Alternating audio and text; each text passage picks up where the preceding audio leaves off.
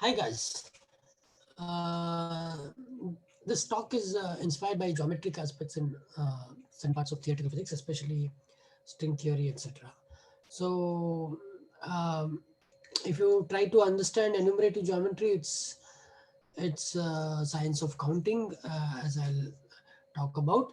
So, the main inspiration here is a book that I read called The Shape of Inner Space, about which I'll talk a little later, which which gives an insight as to how geometric theories have always been uh, a backbone for certain theoretical physics considerations. Even practical aspects like Newtonian physics abstracts the space, the events in space by consideration of real Euclidean space. So I think mathematical abstractions are very important. So what I mean here by theoretical physics is things like quantum field theories and more recent string theory considerations. But before I get into whatever little physics that I know, basically I'm a mathematics person. I may be very vague in physics, but let me talk about the counting aspects. The main enumerative geometry means enumeration. That means the science of counting. So obviously, combinatorial aspects will come up. So with Einstein, the concept of space-time with associated metric became very popular. So, but of late, esoteric theories like spinors, strings, etc., have come while understanding the secrets of our universe. So already in Feynman's exposition, field theories involving path integrals, etc., considered abstract spaces like Hilbert spaces. So there's nothing surprising that ambient spaces are very important. So uh, while I spoke about spinors, this theory revealed that there could be spaces with no matter but positive gravity. That means vacuum-like spaces with positive gravity, and these were considered by Calabi, and many minds had to work, and finally they came to the conclusion of existence of such spaces with CY manifolds, that is Calabi-Yau manifolds. So this kind of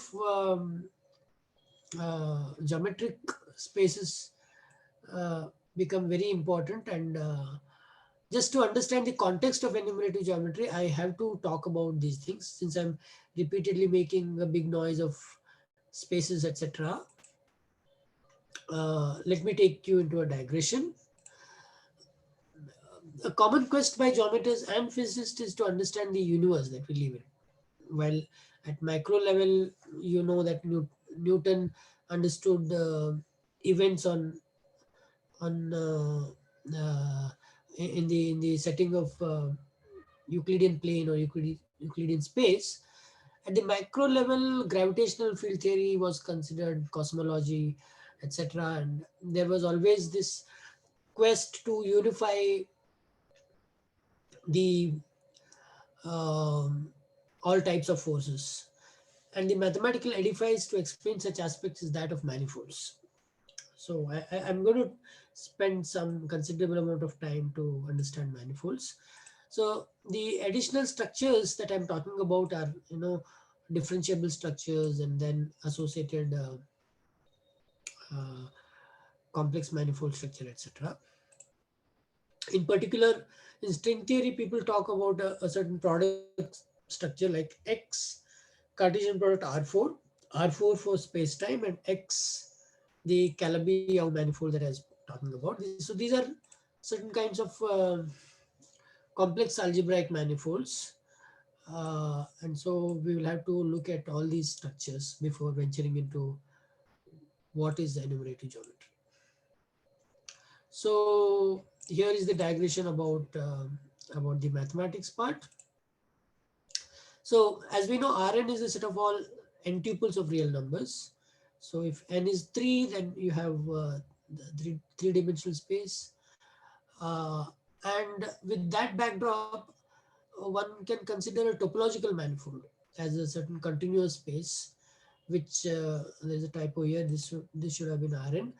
Uh, it's it locally looks like a continuous space surrounding us. So a manifold is a set M in which every point P has an open neighborhood that is related to some open set Fu of Rn. Related meaning by homeomorphism.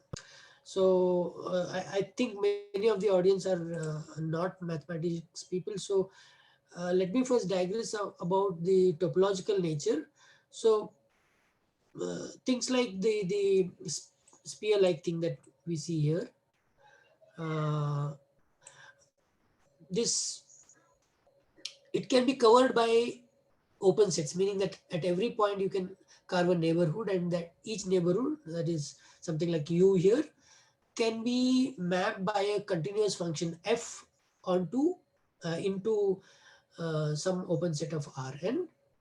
And also you can have an inverse image, that is f inverse can also be continuous. So when such a thing is done, then it's called as a homeomorphism. So you can homeomorphically map neighborhood of every point in this spear like object, and that is what is made mathematically precise here. So we can cover them by patches of the kind of us. So more precisely, I think I have the next slide.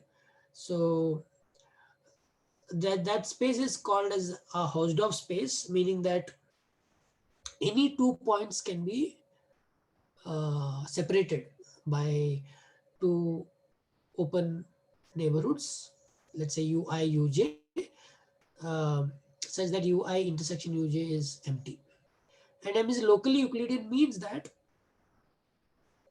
the uh, the space surrounding any point looks like a open set of Rn.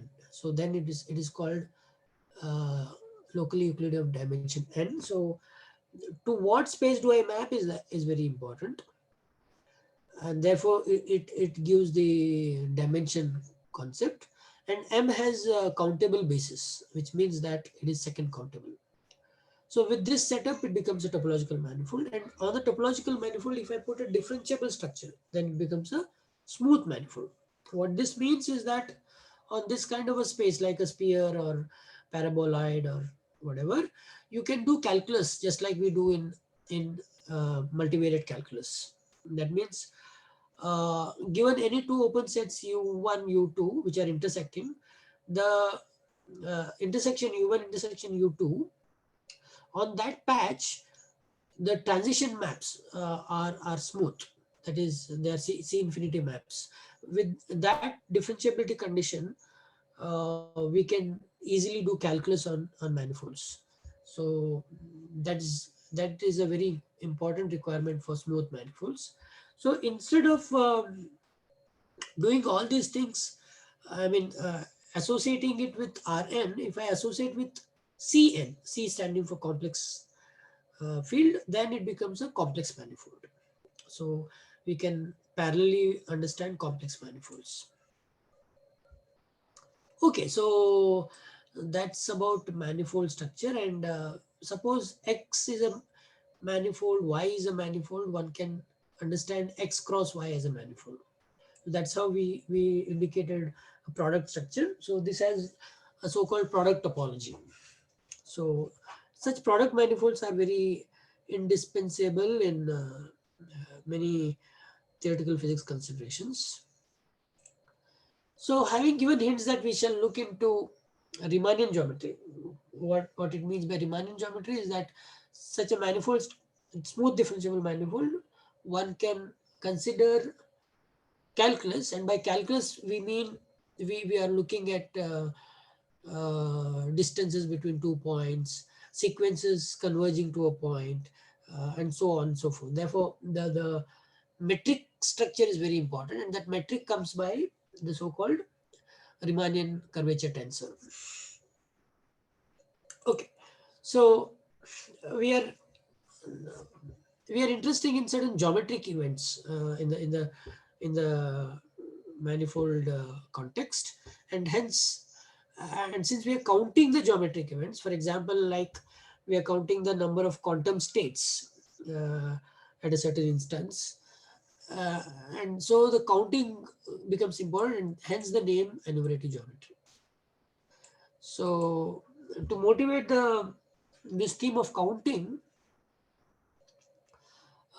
we look into some simple problems. For instance, if you look at 2 points in a plane, how many lines can you imagine which contain these 2 points? This is a very fairly easy thing. We just get one line. So such generalization of such questions are occurring in enumerative geometry, which I'll enlist later on. So earlier I spoke about the book which inspired me, The Shape of the Inner Space by Xingteng Yao and S. Nanis. Basic Books, New York has published this. This has interesting ideas, although the the book claims that uh, the string theory that is being expounded there mm, does not still have concrete experimental evidence, but nevertheless, it's a beautiful theory. And one of the uh, quotes in the very first paragraphs says, "There is more to the universe than we can see." See this quote? I mean, I'm just uh, reading out a partial part of the first paragraph.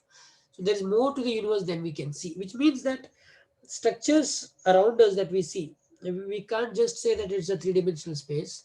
Already Einstein said that you can look at four-dimensional space. So indirectly, the authors are referring to the myriad amount of structural and dimensional features. For instance, people talk of curl dimensions and so on and so forth. So with tools like particle accelerators and such other gadgets, a lot is being revealed. For instance, supersymmetry and such phenomena in nature. So the questions that I was talking about, I think this is very small font. Let me increase the font a little. Yeah. How many straight lines are there in the plane R2 such that they contain given two generic points A and B? So the answer is of course one, but to put it in a proper rigorous foundations, one has to go through the viewpoint of linear algebra. So similarly, if I say not two but 3 points, then how many straight lines are there in R2 which contain all 3 points? The answer is zero.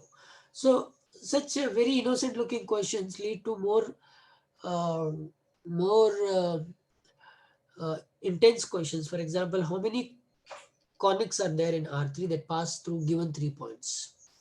These kinds of questions can be asked, and the answers involve looking at a certain moduli space or pattern parameter spaces. Uh, for example, here consider the space of all conics of a certain kind. And in that space, we need to work what is called so-called intersection theory. That leads to uh, nice answers, and those answers, as I said, are linked to questions in quantum field theory and string theory, etc. So this these similar questions were raised by Schubert in the late 19th century, and that led to huge edifice of enumerative geometry. So next slide. More questions like this. Can we count the number of twisted cubics tangent to 12 given quadrics? So, uh, in algebraic geometry, there is a notion of a twisted cubic. And how many such twisted cubics are tangentially touching given 12 quadrics? And this was answered by Schubert. And the answer is a huge number. This is the number which runs into billions: 581953978368. So indeed, this is a very fascinating work, and this led Hilbert to talk about uh, uh, this in one of his famous address. So this is called as the Hilbert's 15th problem, about which I'll talk about later. So given 5 conics in the plane, how many conics exist such that they are all tangent to the given conic? Given 5 conics. So this is another similar looking question. Why I'm raising these questions is that the mathematical edifice answering these questions requires you to get into the manifold theory which I spoke about, and uh, you will appreciate the geometrical aspects when you see the rigorous foundations. So this last question was raised by Jacob Steiner, and the correct answer is that there are 3,264 conics which are exactly tangential to the given 5 conics. So how does one approach these things? As I said, geometry is the key there, and especially enumerative geometry. And how does one do this enumerative geometry is that you look at a certain parameter space, or what is called as a configuration space. So one has to consider certain parameter spaces and resort to counting arguments using sophisticated theories.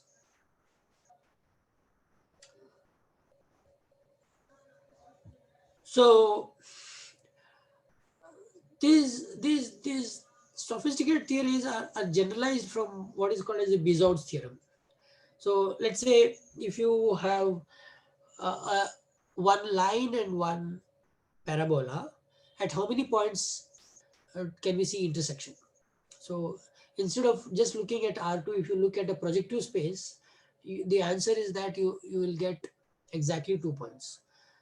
The parabola is of degree 2 and the line is of degree 1, and 2 into 1 is 2. Similarly, if two quadrics are intersecting, uh, then since the degree is 2, the number of points counted with multiplicity, of course, is 4, because 2 quadrics is 2 into 2. So that is generalized here. If n hypersurfaces of degree d1, d2, dot, dot, dn in the projective space intersect transversally, then the intersection consists of exactly d1 into d2 into dot, dot, dot, dn points. That means it's a product of d1 into d2 into d3 into so on up to dn. So in so many points, we can count the intersections. So this is the cornerstone of intersection theory, which is used very much in enumerative geometry. To whet your appetite, also you can count how many degree 1 rational curves on a certain quintic are there. That means you you look at a space. I think I missed out to talk about algebraic spaces. So in a parallel parlance to differential geometry is algebraic geometry, where you talk of spaces which are formed by the common zeros of a bunch of polynomials. And if you just take one polynomial and look at the zeros of that, that is what is called as a hypersurface. So here is a hypersurface defined by a quintic, and how many degree 1 rational curves intersect that quintic? That's one question. Similarly, one can ask how many degree 2 rational curves intersect that quintic. So these kind of questions come up in mirror symmetry and other physical considerations, because you see that the number of places where this intersection happens, those are the points where quantum jumps happen. And I think people who are who have a hold on theoretical physics can appreciate this aspect. So uh, this Bizout's theorem is a very basic thing from which you can start understanding enumeration geometry. And the thing I spoke about algebraic spaces is also very important. The earlier when I spoke about manifold theory, uh, manifolds are certain embedded spaces in some higher dimensions. But now in algebraic geometry, you just consider algebraic curves. That means um, take a polynomial and look at the points in Euclidean space which satisfy this polynomial. All those points. That means they are sort of algebraic loci, the locus of a polynomial. And in more generality, instead of taking just one polynomial, one considers n number of polynomials and look at the common zeros. So the space of all common zeros is called as an algebraic variety. So the Calabi-Yau manifold, which I spoke about earlier, is um is simultaneously a complex uh, algebraic complex manifold, and also it satisfies certain polynomials, and that is why they are very important in physics, because these polynomials are the ones which occur in Seiberg-Witten theory and such other aspects in string theory. Okay, so having discussed, let me give you a flavor of how these arguments are making sense. So what we do basically in enumerative geometry is you consider certain low dimensional geometric objects. Like for example, the lines I spoke, the hyperplanes I spoke, which intersect a given set of conics. So similarly, in full generality, we can talk of low dimensional objects have to be intersected with appropriate hypersurface, and look at the resulting uh, answers. For example, number of points at which the intersection happens, or um, there are certain Grassmannian manifolds, which I'll come to next. Uh, they come up because I said that the space of all conics has to be understood if you want to tackle that problem which I spoke about. So such parameter spaces occur as Grassmannian manifolds. So what is a Grassmannian manifold? Uh, so you can look at, let's say, a three-dimensional space like this. Just me stop the share and go to another share. You can look at uh, a space like this, R3, and now look at all kinds of lines passing through the origin. 1 minute.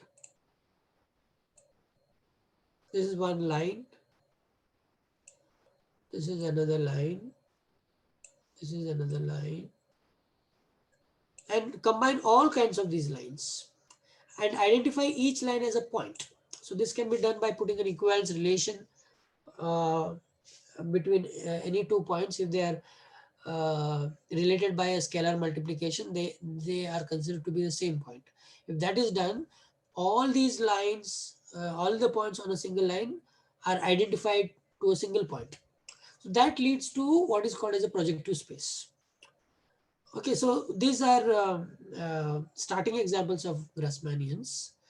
And so in such Grassmannian space, uh, the calculations are done. So the mantra here is that you look at discrete structures to accommodate quantum jumps. And so that is why the arguments in enumerative geometry are useful in theoretical physics. So this area of research include counting points on topological spaces through uh, an effective topological theory called as the cohomological theory. So there are certain rings, and as I said, ideals define the underlying varieties, and therefore these cohomology rings are very important, and the dimensions are calculated by the so-called Betti numbers. So, thus, surprisingly, these studies involve solving polynomial equations, and a, a lot of sophisticated linear algebra is involved. So, I promised that I'll talk about the Hilbert's problem. So, Hilbert in 1900s gave a list of 23 problems for the younger generation of that time to focus their energies on. And in the 15th problem, he spoke about laying out of proper foundations to the questions that Schubert raised. So Schubert calculus had to be properly understood with rigorous foundations, and that has been done. That is, I mean, research is still going on. So with work in Grassmannians, and what is being counted is the intersection of flags. These flags are actually uh, the points of these Grassmannians. And as I said, one can look at lines as points, or one can look at planes as points, or any lower dimensional, that is subspaces of a bigger n-dimensional space as a point. So those flags have to be intersected with whatever manifold that we are looking at, and that is the way forward to have a bearing in string theory. Okay, so another aspect for people who would like to really go deeper into is group actions play a big role here.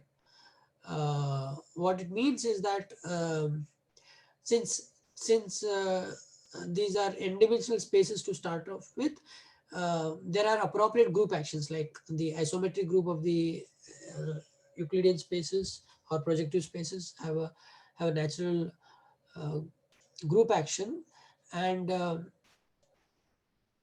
counting problems are studied by looking at representation theory of these groups.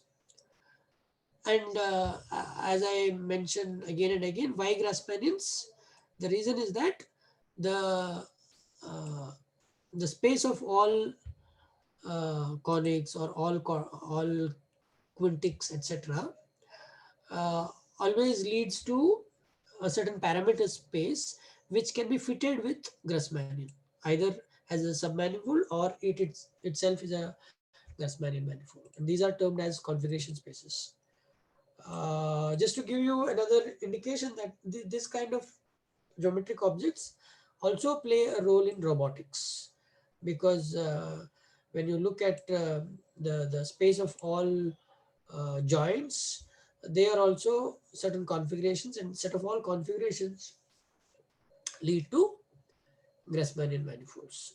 So with that understanding of Grassmannian manifolds and a lighter introduction to enumerative geometry, I end this talk. Thank you all of you.